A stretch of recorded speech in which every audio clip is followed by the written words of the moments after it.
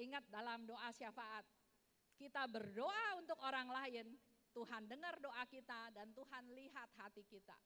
Tanpa kita sadari Tuhan mengabulkan, menjawab isi permohonan kita, doa kita.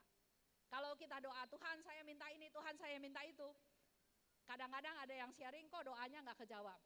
Tapi kalau saya mulai berdoa syafaat, saya gak minta doa kepada Tuhan, tapi Tuhan tahu apa yang saya perlu dan Tuhan kasih. Ya, doa syafaat. Pesta ini keluar dari lubuk kerahimanku. Setiap jiwa yang percaya dan berharap pada kerahimanku akan menerimanya. Jadi dasarnya Bapak Ibu harus yakin, harus percaya bahwa Tuhan itu baik. Tuhan itu mengampuni. Tuhan itu mau memberikan banyak rahmat. Bahkan Yesus bilang, minta yang banyak karena aku mau memberi banyak. Ada nggak di sini yang bilang Tuhan sedikit aja Tuhan, satu aja rahmatnya Tuhan, nggak usah banyak-banyak. Ada nggak? Ada nggak? Kenyataannya banyak. Karena Yesus bilang begini kepada Suster Faustina, Faustina, ambillah rahmat-rahmat yang mereka tidak mau terima. Artinya banyak rahmat yang kalian nggak mau terima. Tapi Yesus bilang ambil rahmat-rahmat itu. Contohnya rahmat kesabaran. Ada nggak yang minta rahmat kesabaran? Dipakai nggak rahmat itu? Tuhan saya mau sabar Tuhan berhadapan dengan suami saya yang nyebelin. Tapi begitu nyebelin kasih kopi yang nggak enak, kasih gitu. Pakai nggak rahmat kesabaran? Nggak dipakai padahal kalian minta. Rahmat mengampuni, Tuhan saya mau mengampuni. Karena engkau bilang ampunilah mereka 70 kali 7 kali. Tuhan kasih, begitu lihat muka yang nyebelin buang muka. Pakai nggak rahmat itu? Jadi kadang kita cuma minta, tapi nggak dipakai. Nah saya harap Bapak Ibu minta yang banyak. Karena Tuhan mau kasih banyak.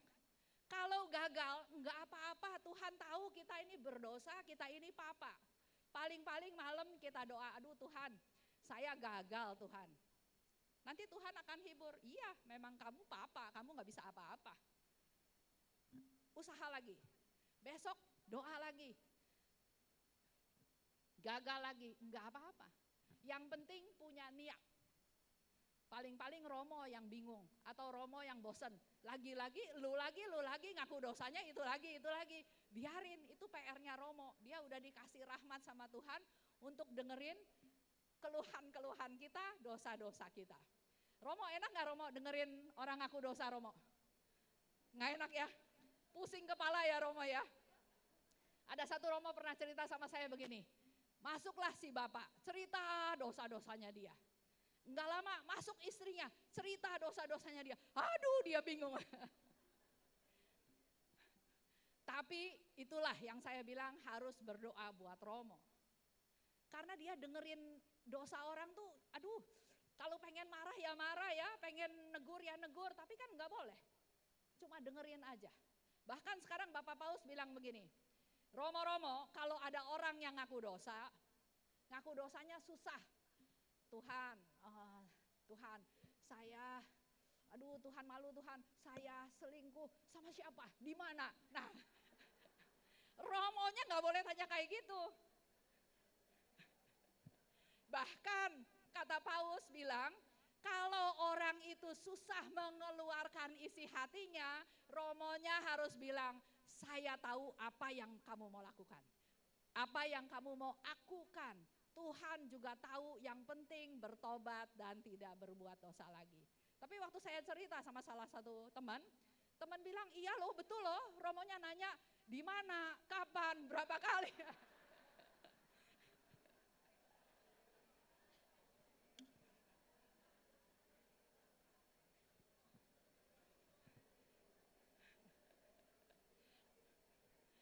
Tapi ya itu kan namanya manusia kan, kita kan juga suka pengen tahu kan.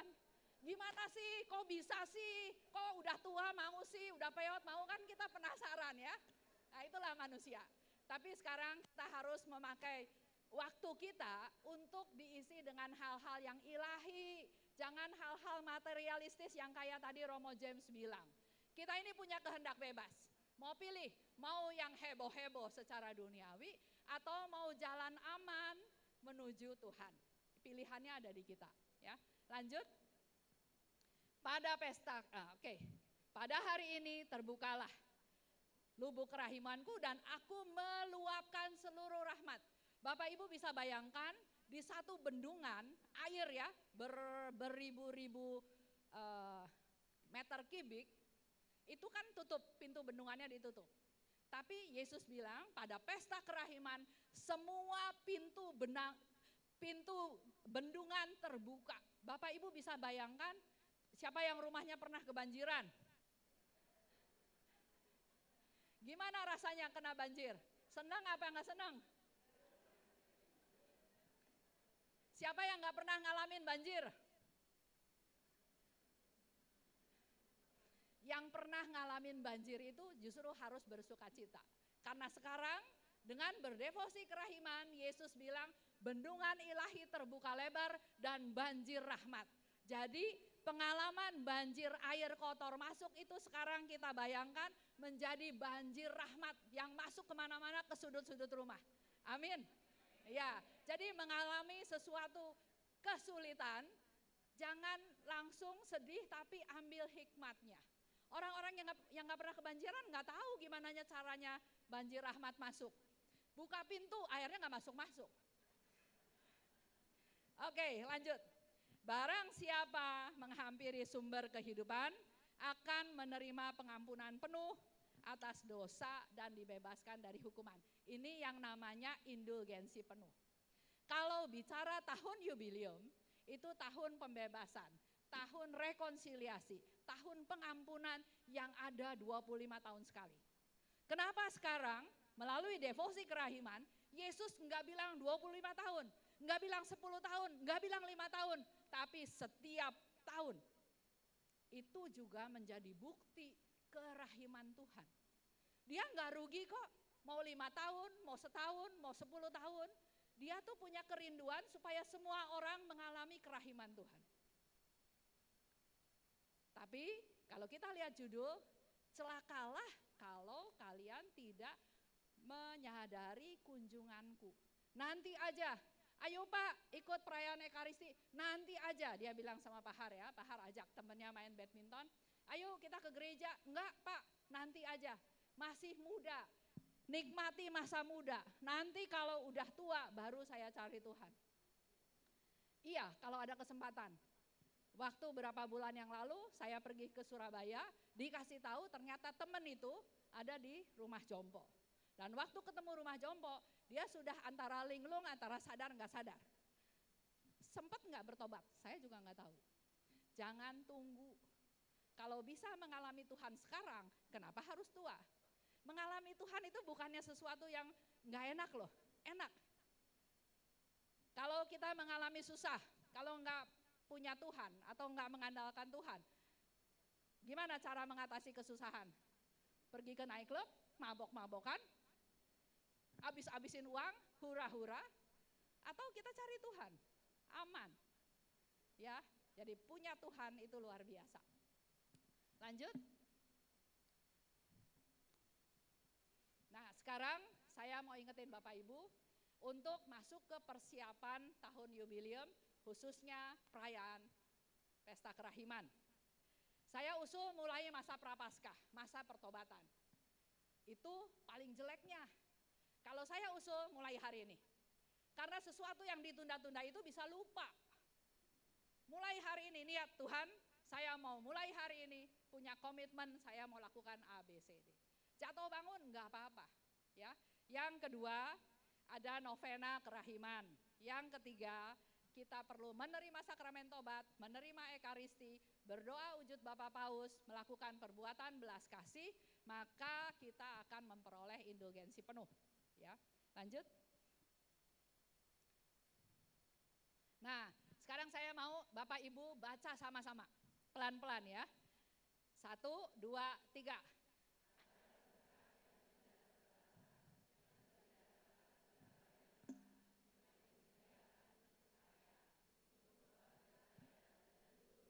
Sekali lagi, ada berkat yang tidak terbatas, yang tidak dapat kita bayangkan, yang disediakan untuk saya, untuk keluarga saya, dan untuk seluruh dunia. Itu Bapak Ibu perlu ingat, ada berkat yang luar biasa yang Tuhan sediakan. Barangnya udah ada. Bapak Ibu ambil nggak ambil itu kehendak bebas Bapak Ibu. Tapi kalau kita menerima rahmat itu untuk diri saya, untuk keluarga saya, untuk orang sekitar saya, bahkan untuk seluruh dunia. Nah, kalau kita tahu ada rahmat yang luar biasa seperti itu, kita tanggapinya biasa-biasa atau antusias? Kita harus antusias. Ya, antusias menyiapkan diri dengan sebaik-baiknya. Lanjut. Dan kalau kita dapat berkat itu, maka saya imani, saya yakin, saya, keluarga saya, dan seluruh dunia akan menjadi yang berbeda. Kalau saya mengandalkan Tuhan, kalau saya menganggap sesama ini sebagai saudara, saya akan mudah berbelas kasih, berbela rasa. Dan Paus juga bilang bahwa dengan bersaudara, dengan menganggap orang lain bersaudara, maka tanpa Bapak Ibu sadari, kita akan mulai bisa mengalahkan kejahatan, peperangan. Karena kita nggak usah menang kalah, kita berdoa, ya dia mau, ya sudahlah itu saudara saya, ngalah, maka hal-hal yang menyeramkan di dunia ini akan bisa dikurangi. Lanjut Pak Wawan. Ya. Nah ini sekarang saya mau ajak Bapak Ibu sebagai PR. Tadi kan sense of integrity, sense of belonging, sekarang sense of mission. Jadi kita punya misi dalam hidup kita.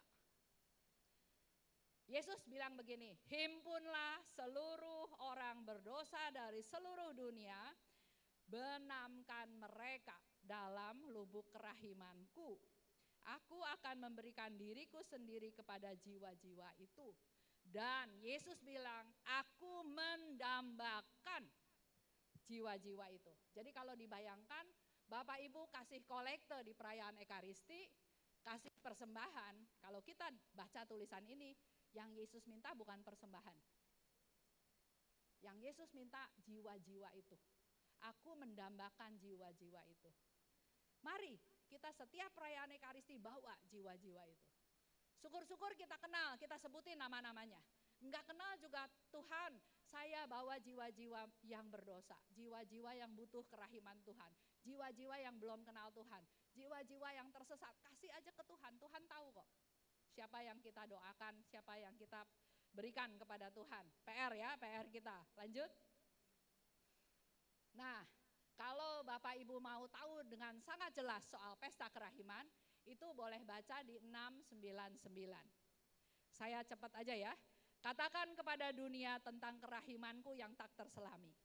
Aku ingin agar pesta kerahiman menjadi tempat pengungsian dan pernaungan bagi semua jiwa, khususnya pendosa yang malang. Jadi yang Yesus mau pesta kerahiman itu adalah tempat pengungsian, tempat pernaungan.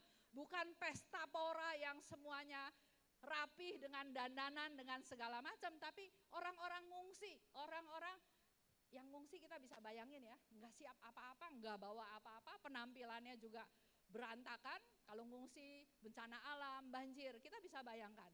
Yesus butuh orang-orang seperti itu. Dan dia bilang khususnya pendosa yang malang. Pada hari itu terbukalah lubuk kerahimanku, aku meluapkan seluruh samudera rahmat. Jadi kalau Bapak Ibu ikut pesta kerahiman, khususnya teman-teman yang bilang, nggak mau ke pesta kerahiman jam 8.30, rame, lama, mendingan yang jam 4:30, mendingan yang jam 6, boleh-boleh aja. Karena sebetulnya pesta kerahiman itu sepanjang hari itu. Tapi buat saya pribadi, saya lebih baik ikut perayaan Ekaristi yang memang betul-betul merayakan pesta kerahiman.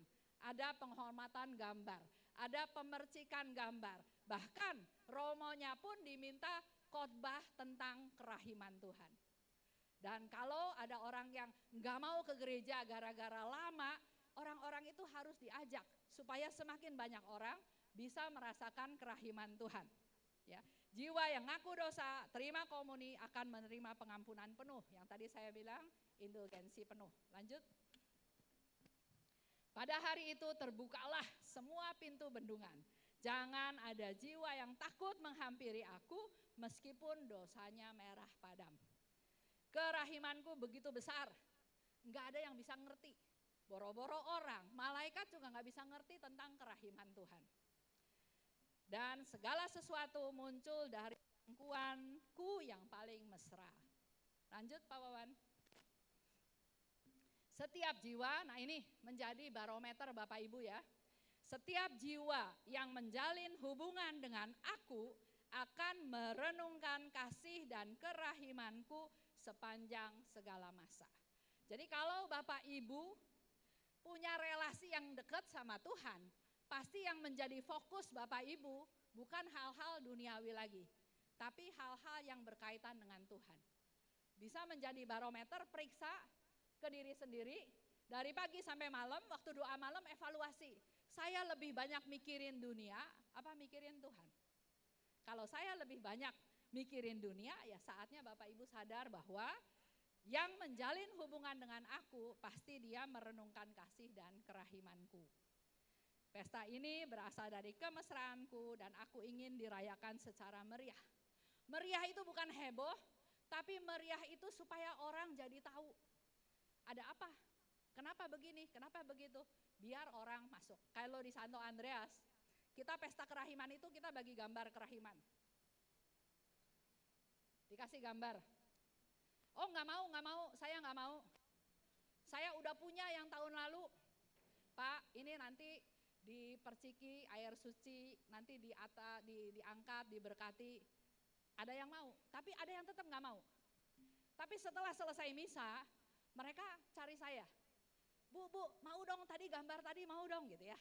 Jadi respon orang itu berbeda-beda. Saatnya beda-beda. Jadi jangan kita juga maksa kalau orang itu belum mau. Ya. Tapi kita selalu bersedia memberi. Karena biar Tuhan yang